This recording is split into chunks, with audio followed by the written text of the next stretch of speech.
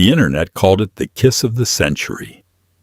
They wrote breathless articles about the spark between a ruthless tech titan and the woman who cleaned his floors. They didn't mention the cracked ribs, the taste of metallic blood, or the blinding panic of keeping a dying man tethered to earth.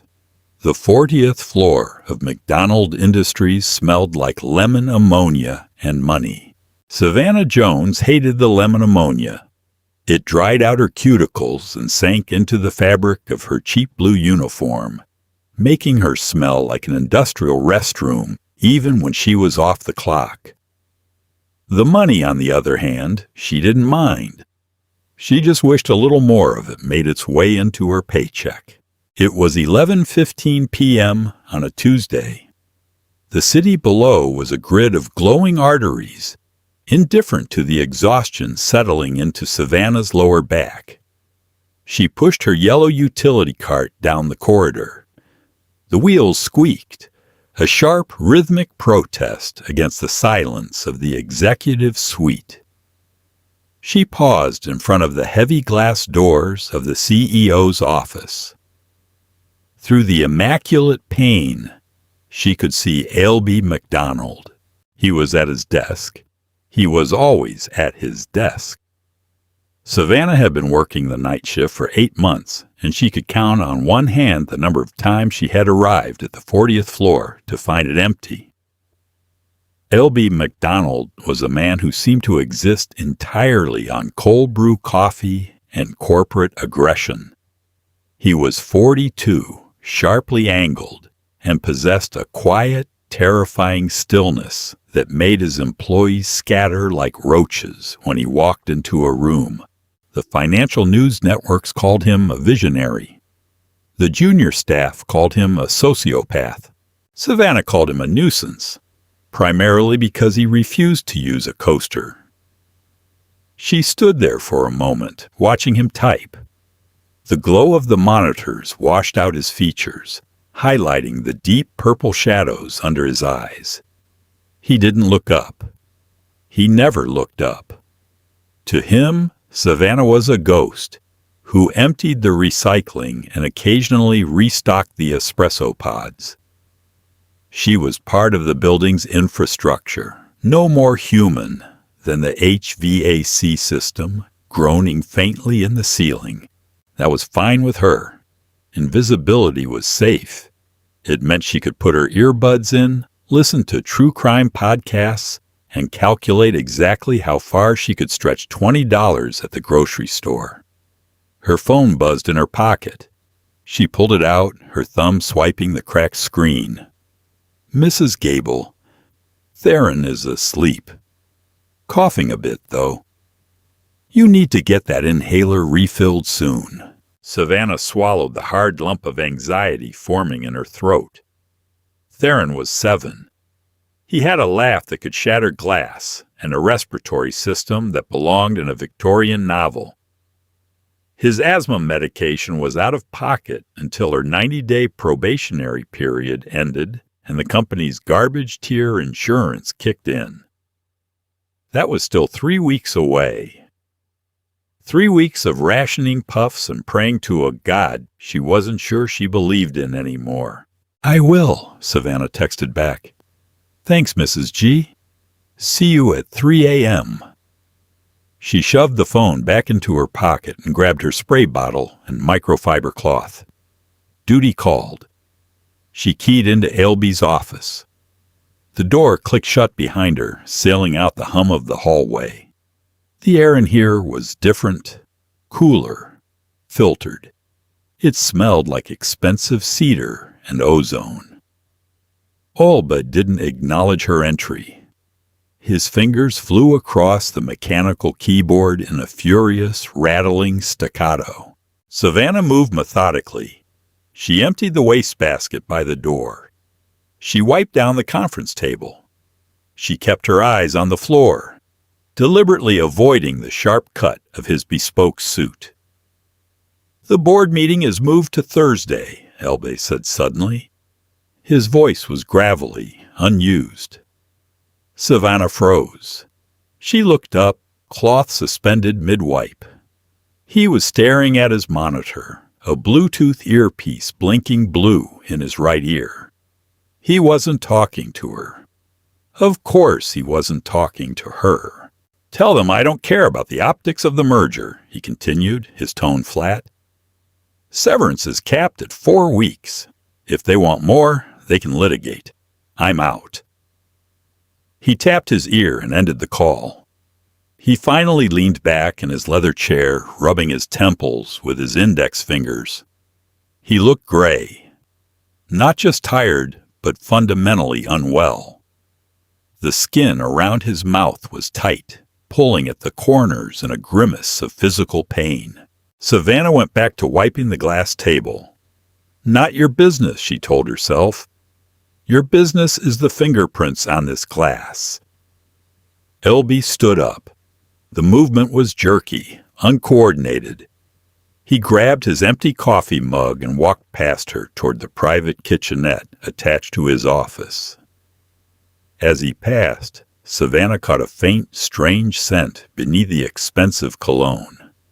It was sweet, almost sickly, like overripe fruit. She moved to his desk to collect the trash. True to form, there was a wet, circular stain on the mahogany where his mug had been.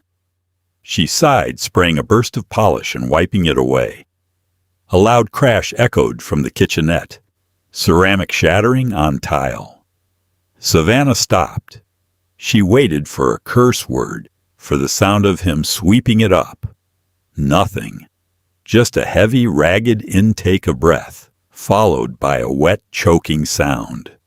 She dropped her cloth. Savannah rounded the corner of the kitchenette and stopped dead. Elby MacDonald was on his knees. The shattered remains of his favorite black mug were scattered across the white tile, swimming in a pool of tap water.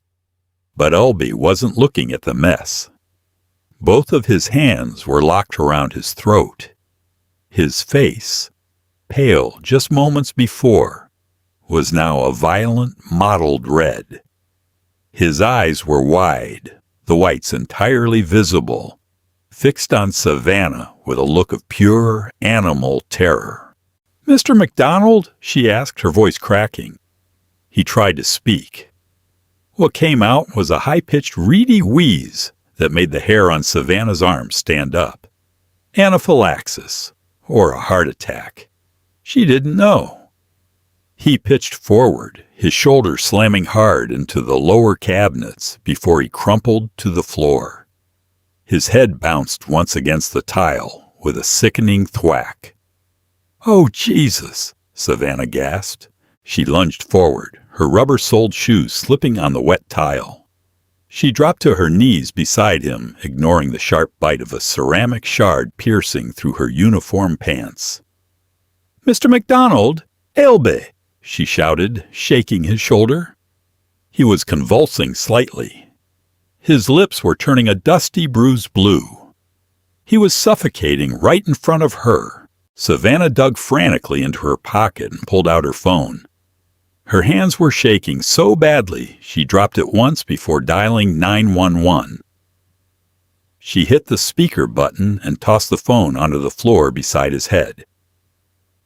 911, what is your emergency?" a calm, disembodied voice asked. "I need an ambulance. 40th floor, McDonald Building, 100 West 4th, Savannah screamed. "My boss, he collapsed. He can't breathe. He's turning blue." "Okay, ma'am, help is on the way. Is he conscious?"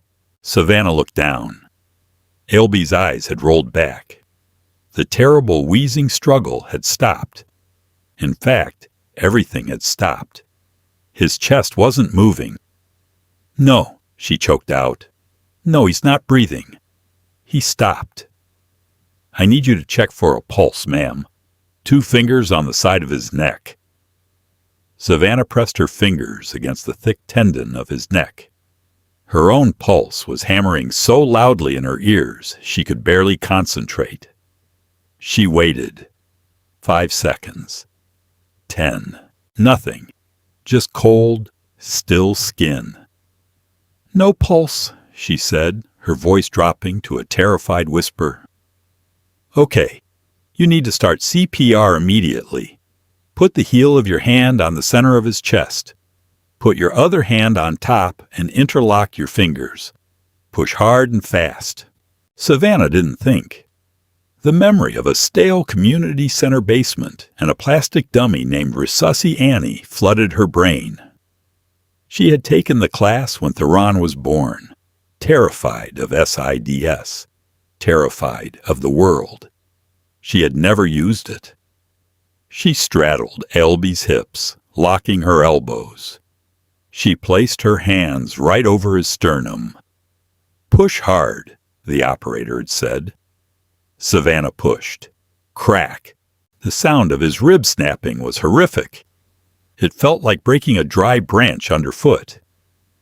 Savannah recoiled, a sob tearing from her throat. "I broke his ribs. I broke them," she cried at the phone. "That's normal, ma'am. You have to keep going. Do not stop compressions. Count out loud."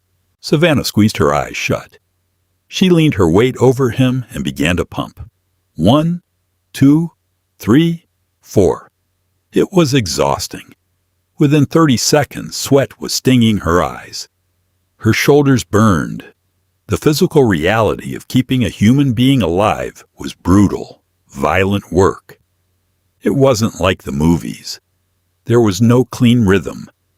It was just sweat, panic, and the terrible feeling of bone grinding beneath her palms. 28, 29, 30. "He needs air," Savannah gasped. She tilted his head back, pulling his jaw open. She pinched his nose shut. His skin was clammy. She took a deep breath, sealed her mouth tightly over his, and exhaled. The taste was awful. Stale coffee, metallic blood from where he must have bitten his tongue when he fell, and the sour tang of bile. She watched his chest rise, then fall. She took another breath and forced it into his lungs. She broke away and went back to compressions. It was during her third cycle of mouth-to-mouth that the kitchen door swung open. "Hey, the elevator's acting up." It was Chad, a 20-something vice president of something vague, who had come back for his forgotten laptop. He stopped in the doorway. From his angle, the scene was entirely devoid of context. He saw Albay MacDonald lying on his back, eyes closed. And he saw the night shift janitor straddling him, her hands tangled in his collar, her mouth pressed fiercely against his. Chad didn't ask if everything was okay. He didn't ask if she needed help. Instinct, honed by a lifetime of social media conditioning, took over. He pulled out his phone. The camera clicked. A brief, 3-second video recorded Savannah breaking the seal of her mouth, gasping for air, her face flushed red, before diving back down toward Elb's face. "Hey!" Savannah screamed at him, her voice tearing. "Get the AED! It's in the hall! Run!" Chad finally snapped out of his stupor. He dropped his phone and ran. Savannah went back to the compressions. She was crying now, tears dripping off her chin and landing on Elby's ruined silk tie. Her arms felt like lead. "Don't die," she thought. "Don't you die on my shift. I can't afford to lose this job." The paramedics arrived 4 minutes later. It felt like 4 hours. They swarmed the tiny kitchenette, a blur of navy blue uniforms, heavy boots, and walkie-talkie static. Someone grabbed Savannah by the shoulders and hauled her backward. "We got him. Back up. We need room." She scrambled backward like a crab, pressing her spine against the cold aluminum of the commercial refrigerator. She watched as they ripped open Elby's expensive shirt, sending buttons scattering across the tile. They attached the defibrillator pads. "Clear!" Elby's body jerked violently on the floor. "We got a rhythm. Weak, but it's there. Let's bag him and move." Anaphylactic protocol. Push the EP. They hoisted him onto a collapsible stretcher. In a matter of seconds, they were gone. The kitchenette fell dead silent, save for the hum of the refrigerator against Savannah's back. She sat there for a long time. She looked at her hands. They were shaking. Her knuckles were bruised. There was a smear of Albie's blood on her thumb. Slowly, she pulled herself up. Her knees ached. Her ribs felt bruised just from the exertion. She walked over to the sink, turned on the cold water, and scrubbed her hands until the skin was raw. She splashed water on her face, tasting the ghost of stale coffee on her lips, and scrubbed her mouth with a rough paper towel until it hurt. She walked out of the kitchenette. The 40th floor was quiet again. Savannah picked up her spray bottle and her microfiber cloth. She walked over to Elba's desk, found a stray smudge on the mahogany, and wiped it clean. She had 4 more floors to finish before 3 a.m., and Theron's inhaler wasn't going to pay for itself. The Q train at 4 a.m. was a rolling purgatory of fluorescent lights and damp wool. Savannah sat rigid in the molded plastic seat, staring at her reflection in the scratched window. There was a faint smear of L.B. McDonald's blood on her blue collar. She rubbed at it dryly with her thumb, but it had already set into the cheap polyester. When she finally pushed open the door to her cramped apartment in Astoria, the sun was threatening to rise. The air inside smelled of boiled cabbage from the neighbors down the hall and the sharp medicinal tang of eucalyptus. Mrs. Gable was asleep in the worn armchair by the television, a half-finished crossword puzzle resting on her chest. From the tiny bedroom in the back, a sound drifted out. It was a shallow, rattling wheeze. Savannah dropped her keys in the ceramic bowl by the door. She walked into the bedroom and stood over Theron's twin bed. His small chest hitched with every inhalation. He wasn't in the danger zone yet, but the wet, sticky sound in his lungs was a ticking clock. She reached into her pocket, pulled out her last 2 $20 bills, and placed them on the kitchen counter for Mrs. Gable. She had $64 left in her checking account. 3 weeks until health insurance. Savannah collapsed onto the pull-out couch and fell into a heavy, dreamless sleep. She woke up at 2:15 p.m. Her phone, resting on the floor, was vibrating violently against the hardwood. She blinked away the grit in her eyes and picked it up. The cracked screen illuminated 47 missed calls. Most were from Hector, the regional manager of Pristine Facilities, the contracting agency that employed her. A few were from unknown numbers. There were also over 100 text messages. Frowning, she opened the first text from a coworker she barely spoke to. It was a link to a generic pop culture aggregator site. "Is this you?" the text read. Savannah tapped the link. The page loaded slowly on her spotty Wi-Fi. A video player appeared at the top of an article titled, "Midnight Merger. McDonald's CEO. Caught in steamy office romp with cleaning staff." Savannah felt the blood drain from her face. She hit play. It was the 3-second clip, Chad's video. Shot from the doorway of the kitchenette, the angle completely obscured the fact that Elbe was unconscious. It didn't show his blue lips or his unmoving chest. It just showed Savannah straddling his hips, her hands tangled in his collar, her mouth pressed fiercely against his. She pulled away, gasping for air, her face flushed red, and dove back down. Without audio, without context, it looked desperate. It looked passionate. It looked like a massive HR violation. The video had 14 million views. Savannah couldn't breathe. The panic rose in her chest, hot and suffocating. She scrambled off the couch, pulled on a pair of jeans, and dialed Hector's number while she shoved her feet into her sneakers. He answered on the first ring. "Savannah, are you out of your mind?" "Hector, it's not what it looks like," Savannah said, her voice shaking as she paced the length of her tiny living room. "He was dying. He had an allergic reaction or something. His heart stopped. I was doing CPR." "I don't care what you were doing," Hector snapped. His voice was shrill, laced with the panic of middle management. "McDonald Industries' legal team has been crawling up my spine since 9 a.m. They are threatening to terminate our entire tri-state contract. I saved his life. The paramedics took him. The optics are a nightmare, Savannah.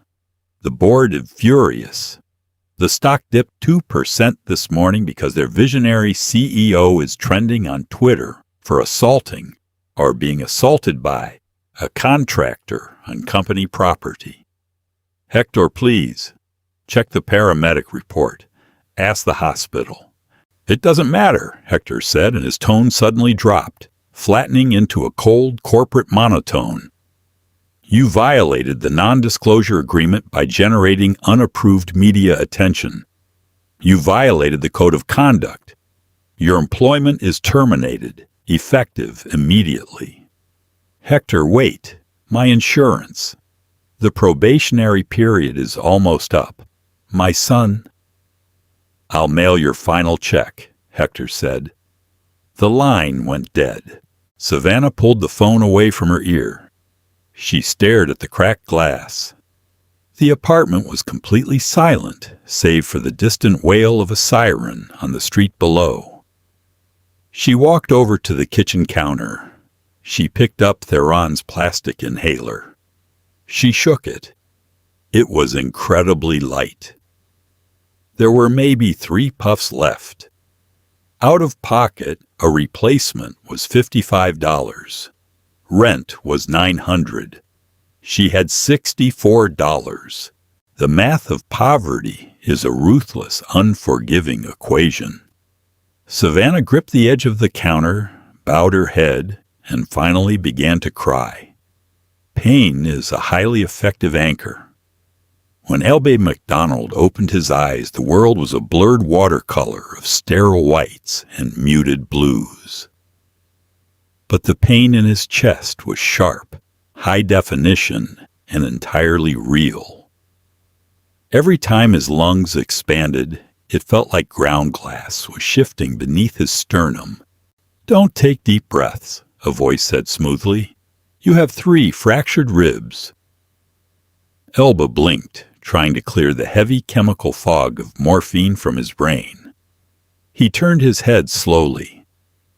Sitting in a vinyl chair by the window of the private hospital suite was David, his head of public relations. David was wearing a charcoal suit, looking as crisp and unbothered as ever. "What happened?" Elba rasped. His throat felt like sandpaper. "Anaphylactic shock," David said, standing up and pouring a cup of water from a plastic pitcher. "The catered lunch for the executive board. The pastry chef used a walnut oil glaze on the salmon, despite our explicit instructions. You went into a severe reaction around 11:30 p.m. Fortunately, a member of the night crew found you." Isleby took the water, his hand shaking slightly as he brought it to his lips. Memories flickered. The tightness in his throat, the shattered mug, the blinding panic of suffocating on dry land. And then a woman, blue uniform, terrified eyes. "Where is she?" Elba asked. David cleared his throat, an uncomfortable sound in the quiet room. He pulled an iPad from his briefcase. "Before we get to that, you need to see this. We have a bit of a situation."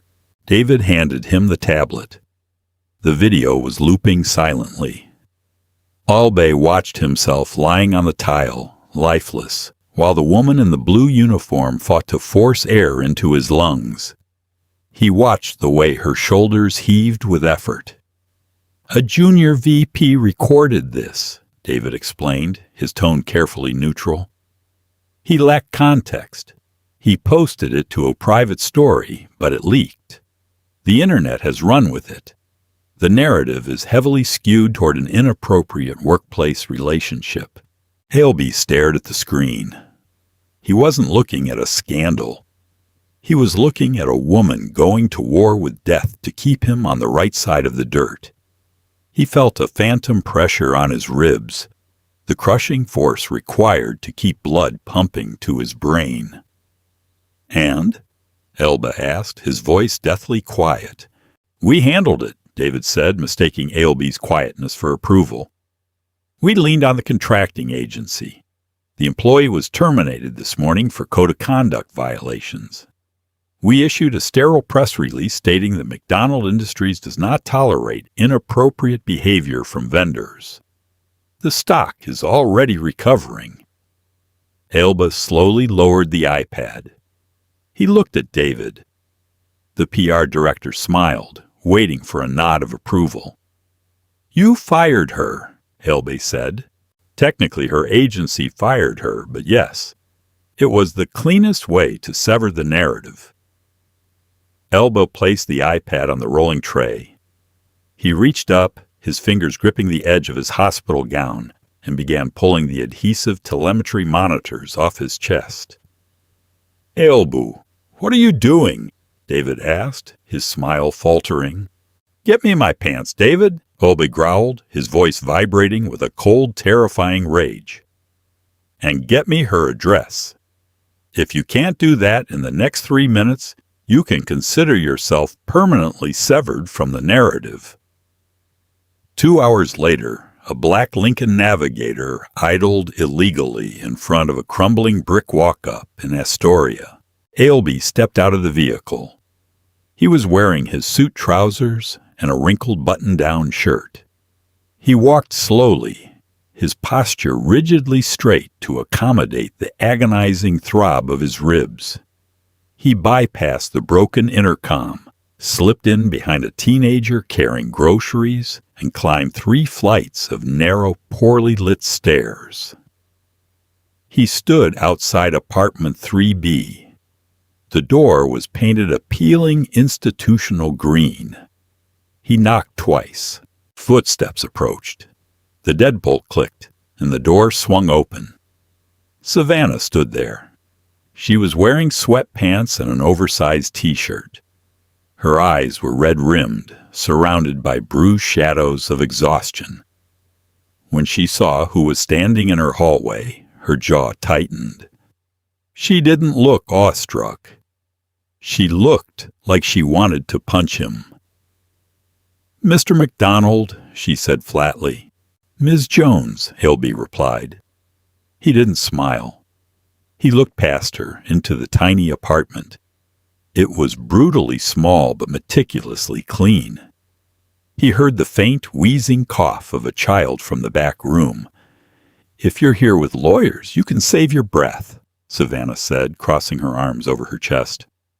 "I don't have anything to sue me for. I have $64 and half a box of generic Cheerios. So take your pick." "I didn't bring lawyers," Haleby said. He winced as a sharp pain lanced through his chest. "May I come in?" Savannah hesitated, then stepped aside. Haleby walked into the living room. He didn't sit down. He wasn't sure he could get back up if he did. He turned to face her. "My PR department had you fired," Haleby said. "It wasn't an apology. It was a statement of fact. They thought they were protecting my reputation. They are currently clearing out their desks." Savannah stared at him. "That doesn't help me, Mr. McDonald. Hector fired me. I lose my health insurance. My son has severe asthma, and his inhaler is empty today. I broke your ribs to keep you breathing, and the reward is that my kid doesn't get to." Her voice didn't waver. There was no plea for pity, It was just the hard, cynical truth of the world she lived in. Elby respected it instantly. He reached into his jacket pocket and pulled out an envelope. He placed it on the small dining table. "There is a check in there," Elby said, "for $250,000. It's not a settlement. There's no NDA attached. It's a debt owed." Savannah looked at the envelope. She didn't move toward it. "I don't want a handout," she said, her voice dropping to a dangerous register. "I don't want hush money. I want a job. I want my son to go to a doctor without me doing mental math to figure out if we eat this week." Ilby looked at her, really looked at her. He saw the steel in her spine, the absolute, ruthless dedication to survival that radiated from her. She wasn't just a part of the building's infrastructure. She was a force of nature.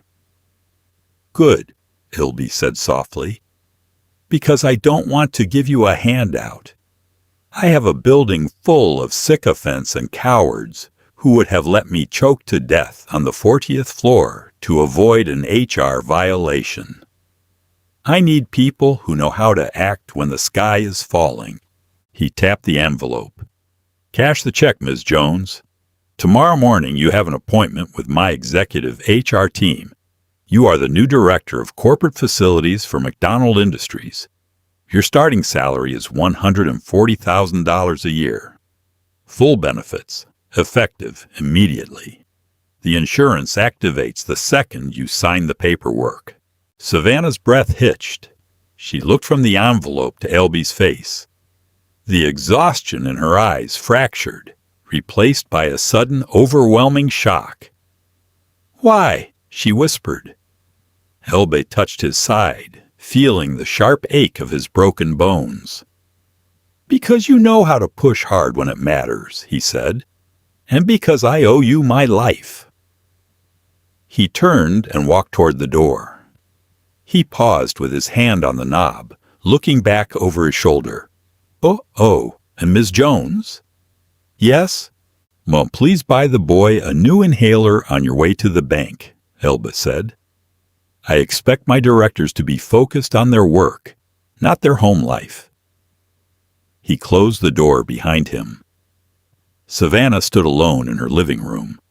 She looked at the envelope on the table. In the back room, Theron coughed, a dry, rattling sound. She walked over, picked up the envelope, and opened it. The check was heavy, signed in bold black ink. She traced the numbers with her thumb, a slow, disbelieving exhale escaping her lips. For the first time in 8 months, Savannah Jones didn't feel invisible. Sometimes the most heroic acts look messy, violent, and entirely unromantic from the outside. If Savannah's fight to save a life, and her own family, moved you, don't let this story end here. Hit that like button, share this video with someone who needs a reminder that real heroes wear blue uniforms, and subscribe to the channel for more grounded, true-to-life stories. Drop a comment below. What would you have done in Savannah's shoes?